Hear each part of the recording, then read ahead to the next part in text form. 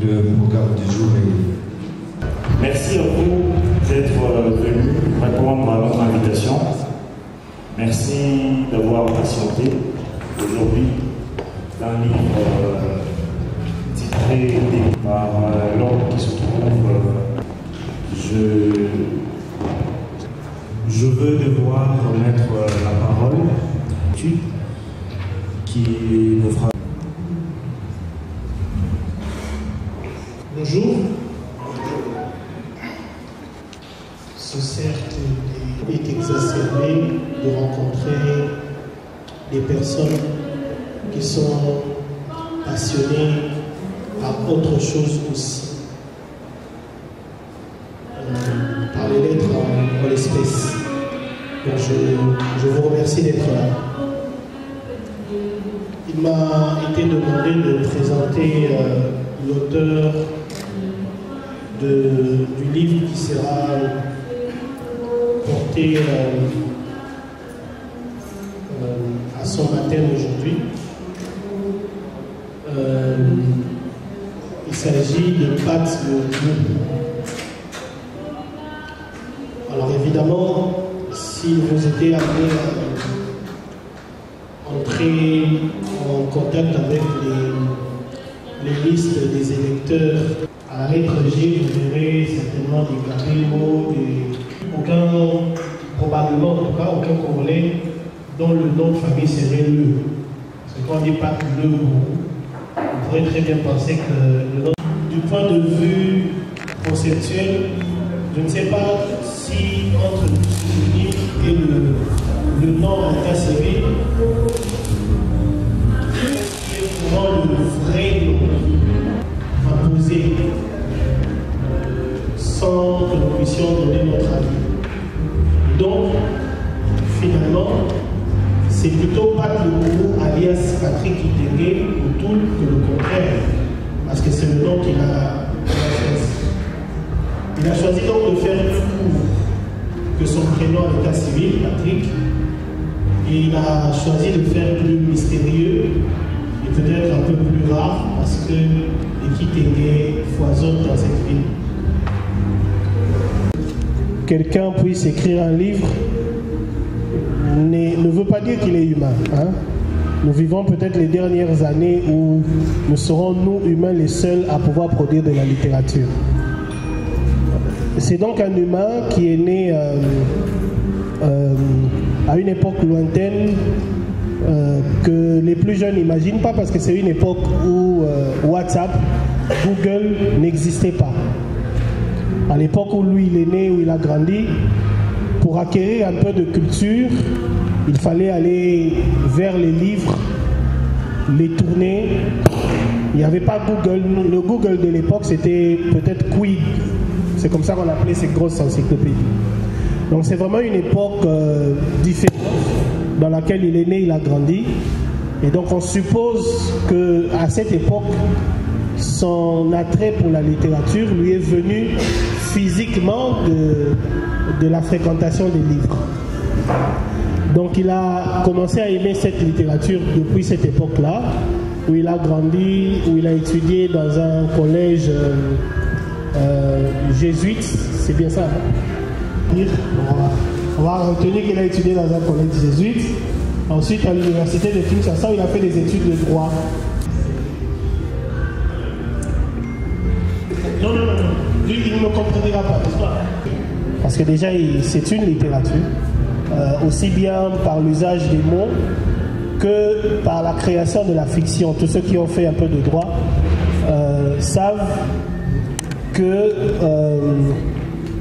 nous sommes assez friands, nous juristes, de la fiction. Nous créons des personnes morales qui n'existent que dans des documents. Et voilà, donc il y a beaucoup d'imagination de part et d'autre. Et donc il a étudié le droit tout en continuant à fréquenter l'amour des lettres, en écrivant des petits textes dont la principale ambition à l'époque était de servir à draguer les filles. Mais bon, c'est déjà ça, hein, n'est-ce pas? Et donc, ayant fini ses études, il est devenu avocat. ça veut dire un peu comédien, auteur, parce que les avocats rédigent leur plaidoirie, et ils les jouent eux-mêmes.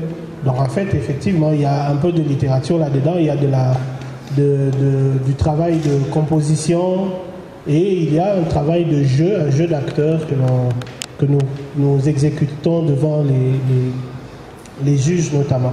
Donc il est devenu avocat, mais la passion de la littérature l'a rattrapé quelques années plus tard, ce qui l'a emmené à produire une première œuvre éditée qui, je crois, il a appelé Inspiration. Voilà, c'est un recueil de poésie. Et ce recueil de poésie a été suivi de un recueil d'œuvres qu'il a l'habitude de publier quotidiennement.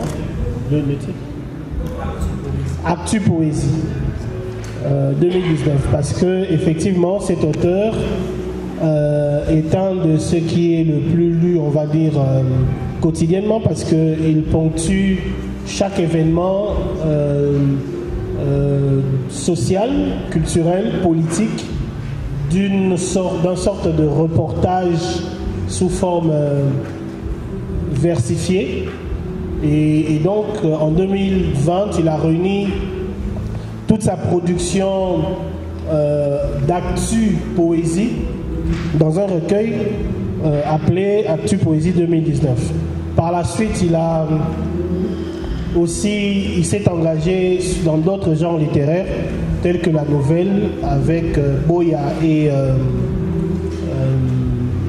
64, le 34. Voilà. Et enfin, il y a eu, si je ne me trompe pas, c'est le dernier né. C'est le dernier né? Oui, on va dire ça. Voilà. Le dernier né, c'est Tété, qui est un recueil de poésie d'outre-tombe.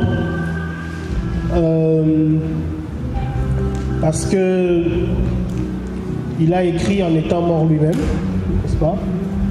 Il a écrit d'outre-tombe, étant décédé, parce qu'on dit que chaque fois que l'on perd un proche, c'est un peu de nous-mêmes que nous perdons. Voilà, donc c'est ça le dernier recueil que nous avons de lui, la dernière œuvre littéraire parue que nous avons de lui, mais bien sûr que nous savons que ce n'est pas la dernière, sauf si Prix d'amour est perdu pour Tété, il décide de le rejoindre ce soir. Alors même alors, donc dans le cas où il est décédé ce soir, je vois que les gens sont scandalisés. Même s'il est décédé ce soir, je suis sûr qu'il y a déjà des œuvres qui sont sous presse, qui paraîtront cette fois-là pas d'outre-tombe, mais à titre posthume. Mais évidemment, nous ne le souhaitons pas, et puis d'ailleurs, dans tous les cas, nous n'avons aucun pouvoir pour pouvoir en décider. Par contre, nous lui espérons une vie littéraire très longue et fructueuse, ce qui suppose une vie physique très longue. Malheureusement, il faudrait supporter ça pour avoir la vie littéraire très longue. Donc, ce sont là les mots de présentation de l'auteur tels que j'ai pu les tracer. Donc, nous allons retenir un résumé pour ceux qui n'aiment pas ce qui est long. Que Pat Luguro est un auteur de formation juriste, mais qui a définitivement choisi d'allier à l'art des mots pour convaincre et défendre les autres, l'art des mots pour plaire, la littérature, et que dans cette littérature, il s'est illustré par plusieurs œuvres qui font aujourd'hui le plaisir des littéraires de ce pays. Voilà, merci. Merci beaucoup, Kakaloudi, pour cette brillante présentation. Qu'est-ce que Tété? Tété, c'est le nom d'un être, d'une personne. Et avant d'ouvrir le livre et entrer à l'intérieur, on aimerait se faire une idée de Tété. Et encore une fois, on va les ranger les catalogues, on va lui remettre le micro pour nous faire également une brève présentation où nous parler de tout. Et ensuite, nous allons ouvrir le livre et naviguer entre les pages. Je connais ça, que je suis quelqu'un de très timide et que je n'aime pas beaucoup prendre la parole. Et vécu effectivement qui a piétiné le même espace et le même temps que nous. Alors évidemment, les œuvres qui ont ce lien avec la réalité, on va dire, terre à terre, banale, de tous les jours, ont à la fois également de la littérature qui voudrait que ça nous parle de nous, ça nous parle de ce que l'on sait et de ce que l'on est. Parce qu'en fait, quelle que soit la littérature, même celle considérée comme purement fictionnelle, il s'agit bien sûr d'être, de parler des choses qui ne nous sont pas étrangères, sauf si on tombe sur l'étranger de Camus, des choses qui ne nous sont pas étrangères, donc ça veut dire l'humain simplement. Et donc ici on a pris comme thème, comme sujet, comme personnage un humain qui a vécu et que nous avons connu. De temps en temps, je voudrais parler de lui par des bribes de mots qui me sont venus à plusieurs reprises depuis son décès. D'abord,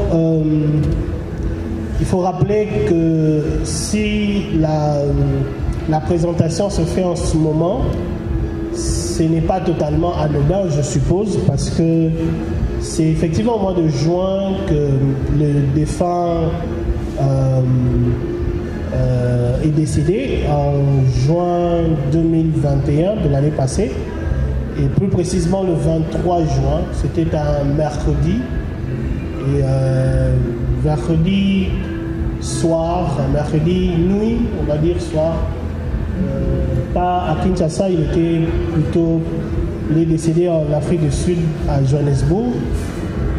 Et donc pour nous, juin, pour nous qui l'avons connu, donc juin ne sera plus le même. Nous considérons qu'il a déchiré ce mois de juin comme il a déchiré le voile du temple de nos amitiés, du cri d'au revoir qu'il n'a pas lancé, ou plutôt que nous n'avons pas voulu entendre. Parce que lorsque un proche meurt, a posteriori, on a toujours cette impression qu'il nous avait prévenu de son départ. Alors, s'il faut parler de lui, c'est assez compliqué parce qu'en fait, il a eu plusieurs histoires. Chacune est une épopée longue et étincelante. Personne ne peut prétendre les raconter toutes. Il laissait à chacun un bout de lui, un soupçon soigneusement choisi, celui qui lui convenait. Alors, chacun avait donc son lui, chacun avait son tété, son prof Kabois, son maître Kabois, son papa, son fils, son oncle, son frère. Chacun avait donc son lui et sa relation particulière. Alors donc ce talent, on va dire, de multiplication illusionniste, un peu à la mesure d'un prestidigitateur qu'il avait, fait que le récit de sa vie ne sera pas compté par une seule voix, mais elle sera dite par des messes multiples, chacune chantant, un peu comme chez les catholiques, les messes sont chantées, chacune chantant l'un de ces multiples personnages qu'il amusait à jouer avec un petit sourire moqueur. Donc je suis peut-être navré de ne pas vraiment pouvoir le raconter, parce que un jour, moi aussi, je raconterai ma version de lui. Mais évidemment, on a besoin, pour bien le raconter, que la poussière du galop des chevaux qui l'ont emporté puisse retomber. On a besoin que le ciel grisé par le brouillard de nos yeux embués de larmes puisse s'éclaircir. On a besoin que la douleur que l'on croit partie, mais qui revient à chaque fois un peu comme des ressacs, des marées, des vagues, puisse donc cette douleur se tasser. On a besoin de retrouver le fil premier de cette histoire, de cet ami.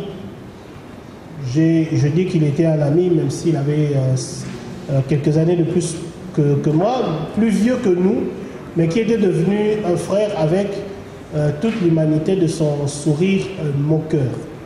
Personnellement, ce qui me concerne, 7 ans nous séparer, et il avait l'habitude il m'avait dit une fois à un de mes anniversaires que puisque j'étais plus jeune que lui, je mourrais forcément avant lui et que je ferais son oraison.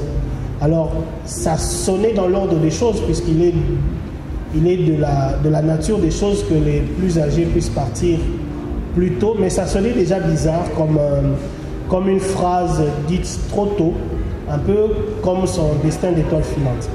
Destin d'étoile filante, justement, c'est peut-être l'occasion de faire un peu moins les mots et de parler de sa bio. Destin d'étoile filante parce qu'effectivement, le défunt qui est le personnage, qui est le sujet, qui est l'objet, qui est le titre de cette œuvre, a eu cette sorte de vie incandescente qui brûle très vite, mais suffisamment pour marquer assez notre horizon, notre firmament. Il est mort avant d'avoir eu 49 ans, mais déjà il avait accompli des grandes choses. Il était le plus important, je pense, il était un frère, un père, un mari, un ami, mais il était également un avocat, n'est-ce pas? Pas le plus, certainement pas un des moindres, il était parmi les grands avocats qu'ont connu ce pays, qui en a connu des très grands. Il était professeur d'université parce qu'il avait étudié le droit et qu'il enseignait le droit civil, particulièrement le droit de la famille et des patrimoines, et également le droit international privé. Et on va dire les dernières années de sa vie, il s'était également investi en politique parce que au moment de son décès, il faisait partie des conseillers du président de la République. Donc c'est ce destin d'étoile filante qui, à moins d'un demi-siècle, à moins de 50 ans, nous a permis de connaître un personnage avec une multiplicité de facettes, à tel point que l'on peut se demander s'il avait vécu une seule vie. On a l'impression que c'est plusieurs vies dans une, mais c'était ça la caractéristique de ces personnages. Alors donc, voilà, il est parti plus tôt que prévu, et sa mort nous place dans, on va dire, face à un trou noir. La mort, n'est-ce pas? On a l'habitude de la considérer comme un trou noir. Mais en ce qui le concerne, c'est un trou noir rempli de souvenirs obèses, bouffis, débordants, bédonnants, ventrus, pensus, ventripotents. Et la tentation est de nommer cette mort vide, de dire que c'est un vide, mais c'est un vide gonflé de chemins parcourus et répudié. La mort, mais c'est une absence pressante d'une présence. Je pense avoir dit ce que je pouvais avec les mots imparfaits, ce que l'on peut retenir de Tété, qui est le personnage, et le sujet du livre qui est présenté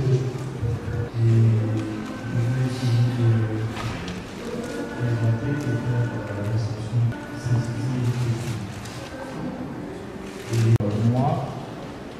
et dans la symbolique. Et les grilles qui symbolisent généralement la sagesse, la connaissance. Et voilà, le sujet de la mort. D'ailleurs, dans la Bible, on dit qu'il vaut mieux fréquenter les maisons là où il y a le deuil qu'aller dans des maisons de fête. Parce que justement, pendant ce temps, vous pouvez réfléchir. Et quand vous réfléchissez, ça peut vous rapporter de la sagesse. Et derrière, nous avons le bleu. Et ça symbolise la fraîcheur, la pureté, la vérité aussi, la sagesse. Nous avons le blanc, qui est souvent assimilé à la paix, la pureté. Et les corbeaux. Les corbeaux, c'est généralement des oiseaux. Donc, comme c'était une personne qui avait de la richesse, mais je ne parle pas de la richesse financière, je parle de la richesse scientifique, je parle de la richesse morale, je parle de la richesse intellectuelle. C'est un symbolisme entre la terre et le ciel. On n'entend pas la voix. Et la nuit, c'est un peu comme le noir, le manque d'espoir, la mort et toute autre chose. Mais nous avons le ciel un peu éclairé et une lumière qui est en train de sortir. J'aimerais pouvoir l'expliquer, mais je vais laisser à l'auteur cette charge. Quand nous y reviendrons, on va aller rapidement pour gagner le temps.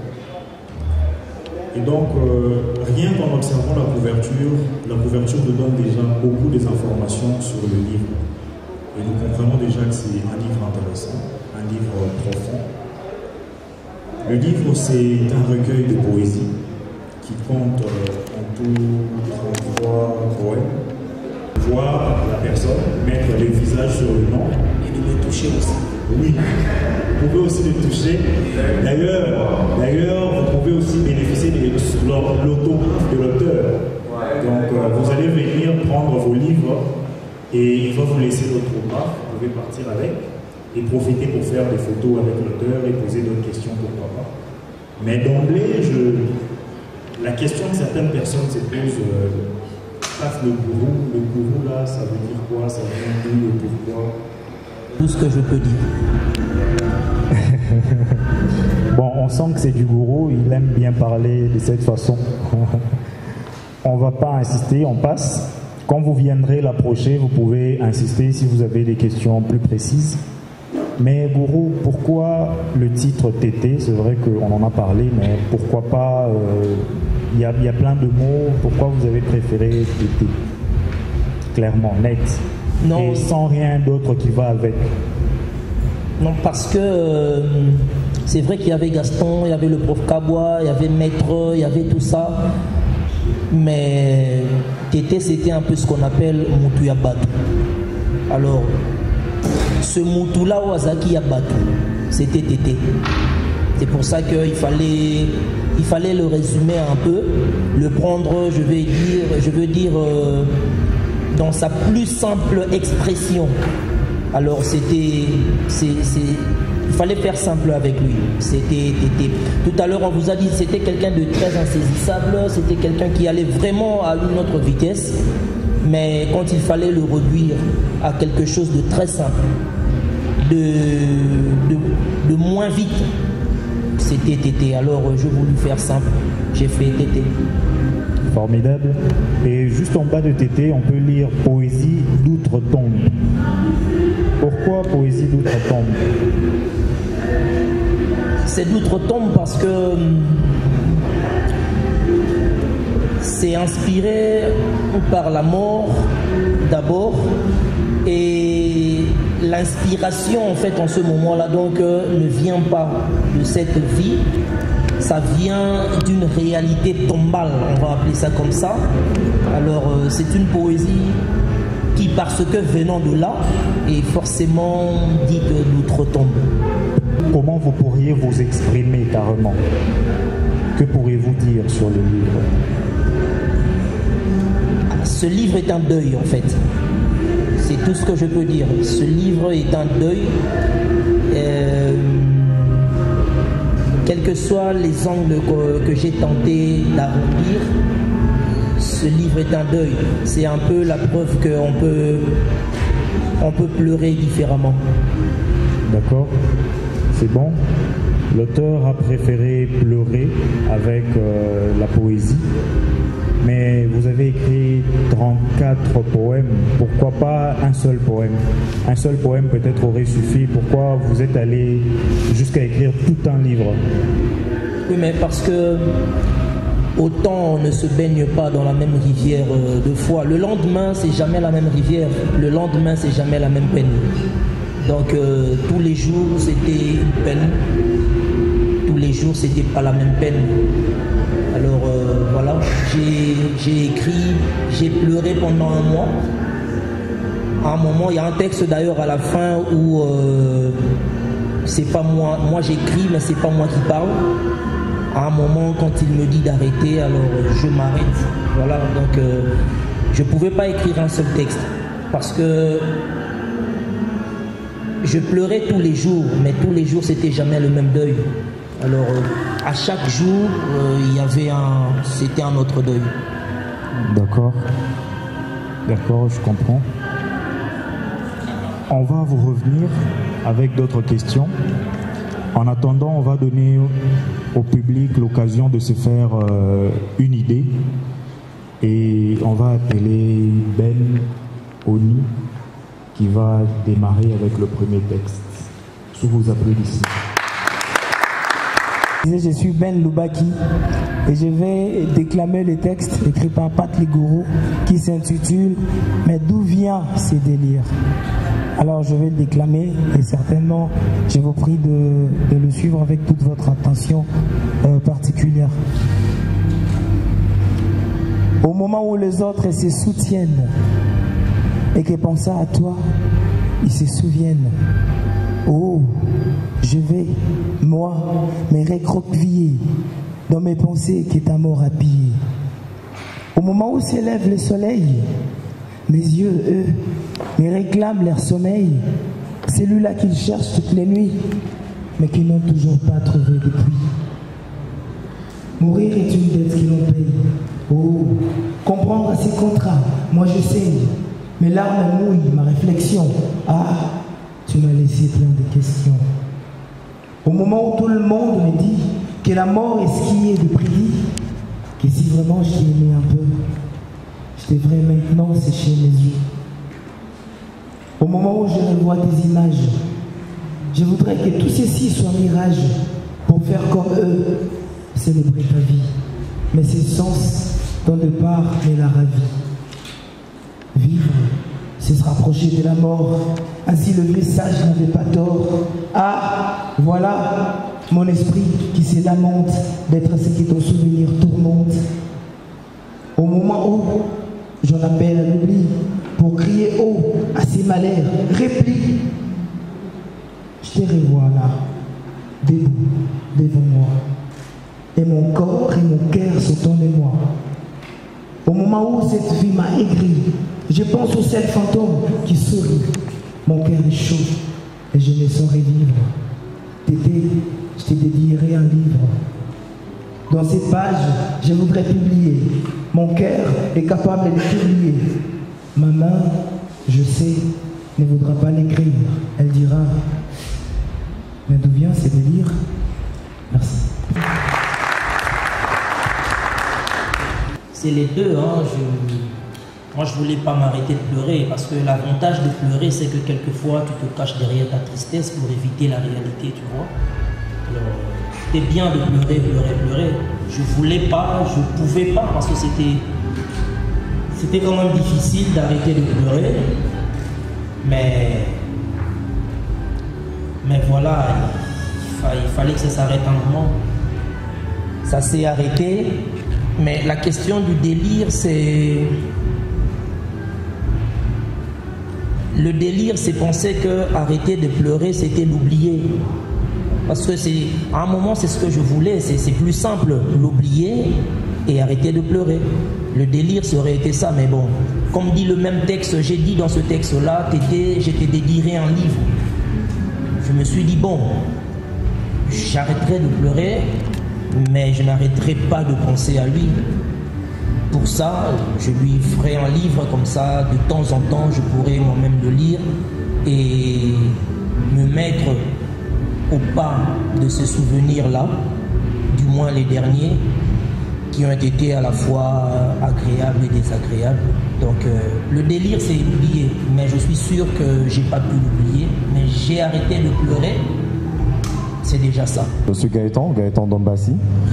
Il y a ceux qui me connaissent et ceux qui me connaissent m'appellent souvent par l'imparfait Dombassi. D'abord quand j'ai reçu le texte, j'ai su qu'il y avait de peines qui offraient le bonheur. Pourquoi? Parce que l'auteur de ce livre a une tête comme moi. On n'a pas de cheveux. Alors, ce livre, pour moi, je le veux. Je ne veux pas seulement lire ce texte, je veux m'accaparer de ce livre, que ça soit, comme Ben a dit, une manière de cogiter. Mon texte l'est d'ailleurs. Le texte s'intitule Cogito. Aussitôt, j'ai compris qu'il m'a fallu un go pour le lire si haut. Tété est un livre auquel je voudrais avoir sur ma table pour qu'un jour je m'enivre. Cogito. Sur l'océan de l'existence, je cogite avec insistance. Vivre fait penser à la mort. Aile de nos bateaux, le port. Et si je mourais aujourd'hui, deviendrais-je une âme qui plane dans les sombres heures de nuit? Deviendrais-je un esprit qui hante? Et si je mourais aujourd'hui, verrais-je la lumière blanche, la fameuse lueur qui brille et s'allonge comme une manche sur l'océan de l'existence? Je cogite avec insistance. Vivre fait penser à la mort.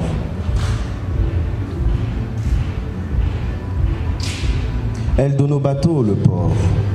Et si je mourais aujourd'hui, me verrais-je en dehors de moi, sans que tout autour le bruit ne vienne briser mon émoi? Et si je mourais aujourd'hui, qu'adviendra-t-il donc de ce corps qui, dans l'ivresse de minuit, des fêtes faisait des corps? Sur l'océan de l'existence, je cogite avec insistance. Vivre fait penser à la mort. Aile de nos bateaux, le port. Et si je mourais aujourd'hui, quel serait le sort de mes biens ou d'un trésor sous terre enfoui, puisqu'aura disparu le lien? Et si je mourais aujourd'hui, sur terre, aurais-je laissé des traces? Aurais-je juste été la pluie qui apparaît, qui après un grand bruit passe? Sur l'océan de l'existence, je cogite avec insistance. Vivre fait penser à la mort. Aile de nos bateaux, le port. Je vous remercie.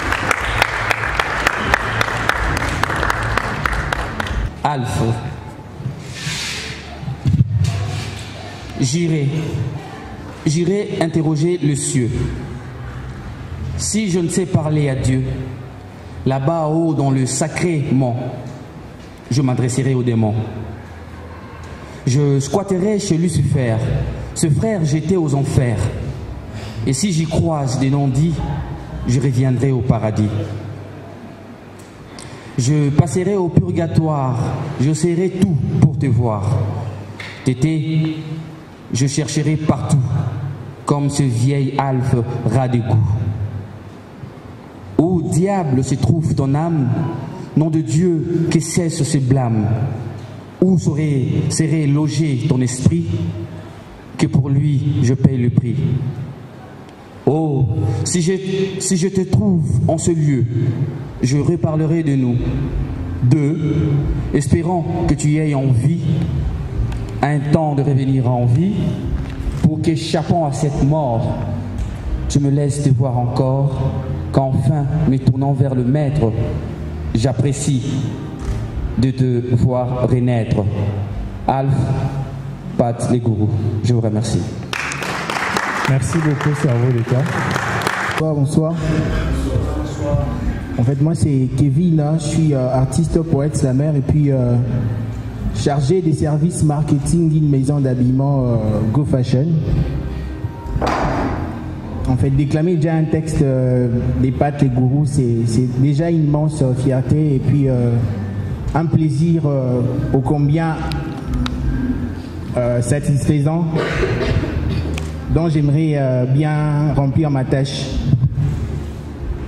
Triste mort. Un souffle s'en va, un être devient un corps. Cette vie n'est décidément qu'illusion. Un souffle s'en va, ainsi cesse d'être un corps. La mort aura une dernière décision. Cette fatalité si rapprochée de nous est le soin et le remède. Ah, pourquoi donc? Car tôt ou tard, toujours, elle a raison de nous. Et les études et les sciences, à quoi bon? La vie n'est-elle réellement évidente?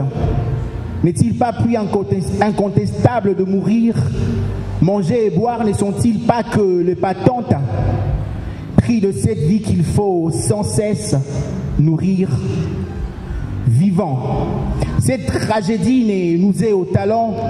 Mort, la vie n'est plus qu'un émouvant souvenir. Cette course dont nous sommes les étalons n'a des grands prix que l'éternité à venir. Où va-t-elle cette âme de ses pas si sûrs qui quitte ses corps, son toit, comme sur un ordre? D'où vient-il cet ordre de surveillance sûre qui fait du corps qu'il reçoit ainsi cet ordre? Où va-t-il cet être qui délaisse ses êtres? Fallait-il donc qu'il ait fit ses passages à l'acte? Où va-t-il cette vie, lassée de se faire paître? Fallait-il agir ainsi, sans le moindre tact? La mort n'est que dans le corps, la vie est dans l'âme, et l'éternel est l'âme, fragile est les corps. La mort est dans le corps, la vie n'est que dans l'âme, éternel est Dieu. C'est l'artisan de nos corps. Merci beaucoup, Kevin. Ils disent que mes pleurs deviennent un bruit, que mon poème n'est plus que chant de l'ennui, que même le plus grande tempête s'apaise, que même le volcan le plus bavard se taise. Tété, ils me disent de cesser de pleurer. Qu'en pensant te revoir, je me suis bien leurré. Ils me disent, laisse-le reposer en paix. As-tu, toi, quelque chose à me dire, Tété? As-tu, toi, grand frère, conseil à me donner? Ah! Le fantôme m'avait-il abandonné? Un signe, un murmure, un son, réponds-moi, Tété, qu'alors à jamais je cesse de t'embêter. Si l'histoire oubliée est avenir perdu, alors à cette citation j'ai mordu. Ainsi, pour aucunement t'oublier, ma larme sera toujours le fleuve où flottera ton âme. Mes pleurs sont un bruit de l'histoire qu'à mes enfants je raconterai tout le soir. Mon poème, un ennui, ennui de ton absence.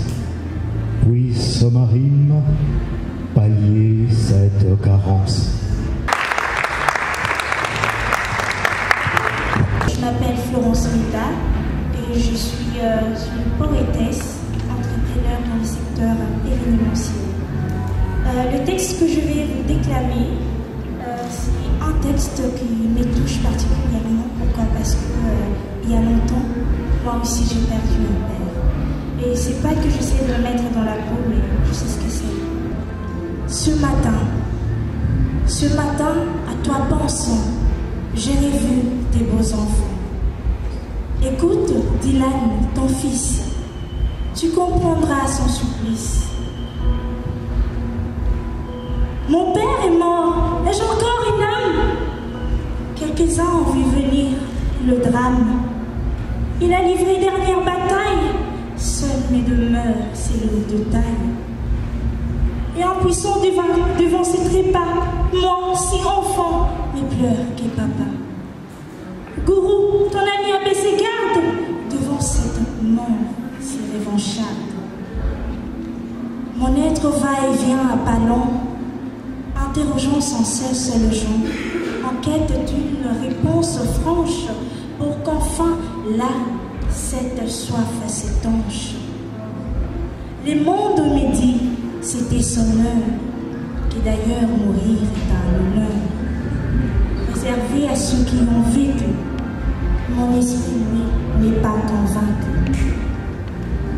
Je pense à papa, mes yeux se ferment, dans la solitude je m'enferme. Mais je ne suis pas seule, je le sens, je le sens. Oh, puisque en moi surquille, sans sang, je le sens.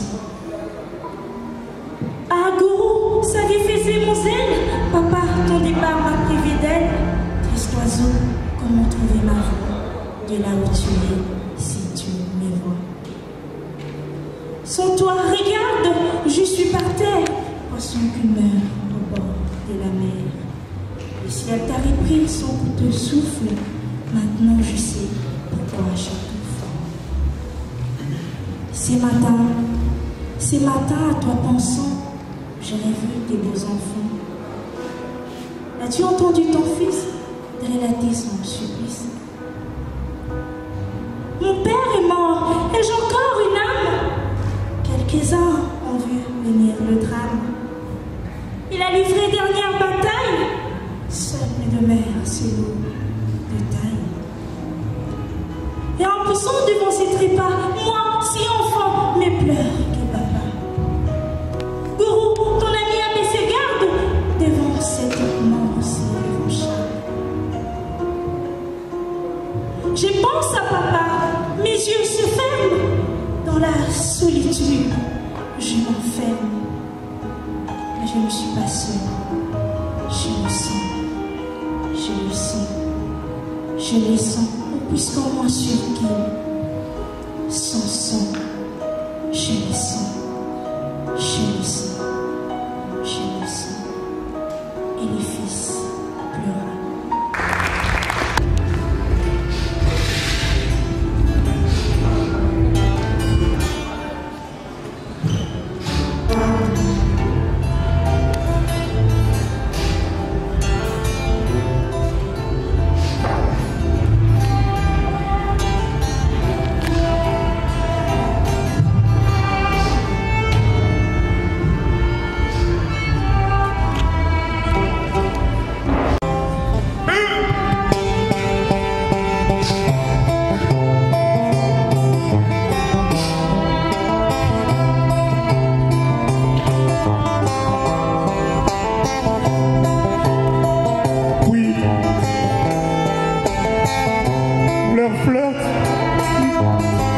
La halte. Alors j'interroge le temps. Je n'ai que murmure de vent.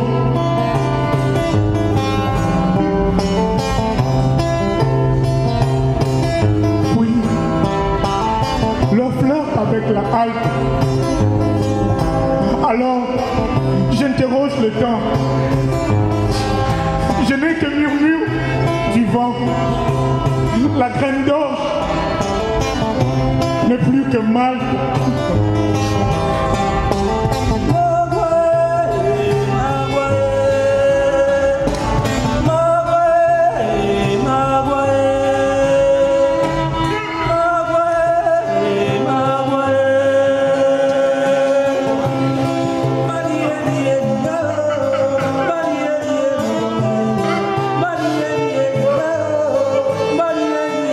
Bye.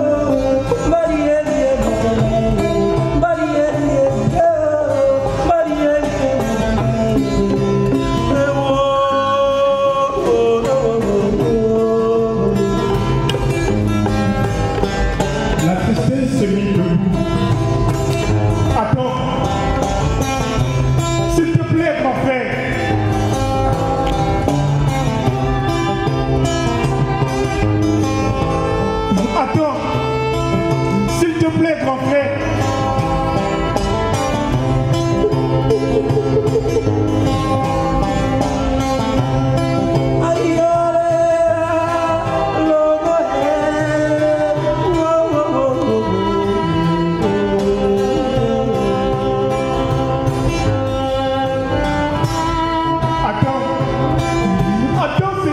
frère. Attends, que mon âme s'apprête. N'avais-tu pas autre chose à faire que de donner à la mort sa fête? Attends, encore un peu d'été. Attends,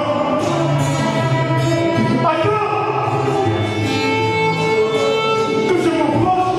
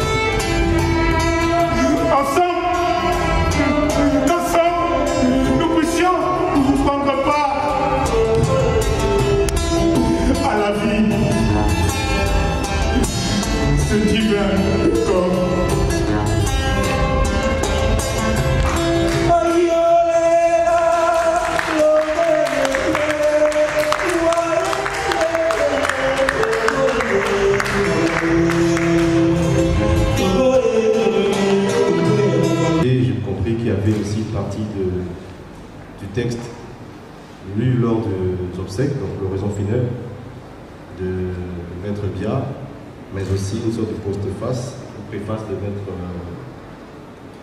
François Béa. Je voudrais avant tout dire que le geste que je vais ici poser est un geste très difficile, je pense, puisque bon, on le fait très souvent de manière vive, en tout cas, avec beaucoup de plaisir pour baptiser un livre. Mais ce livre n'est pas comme tout autre livre, en tout cas, c'est, voilà, je crois qu'avec le dernier intervenant qui a eu à le faire avec beaucoup de dextérité, ça nous a tous laissé un peu dans l'émotion. Et je pense que peut-être c'est dans cet élan-là qu'il pourrait baptiser cet ouvrage. Mais le baptiser pour dire quoi? Pour souhaiter quoi à ce livre? Que ça soit le best-seller, je ne sais pas. Mais je pense que ce qui compte pour moi, en ayant parcouru le texte,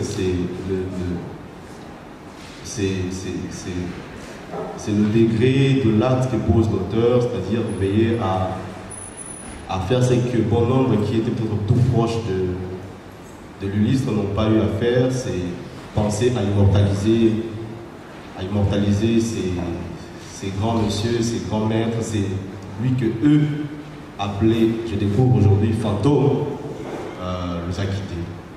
Fantôme, c'est voilà, quelqu'un qui était parmi les vivants, qu'on appelait déjà fantôme. Est-ce que maintenant il devient le vrai fantôme?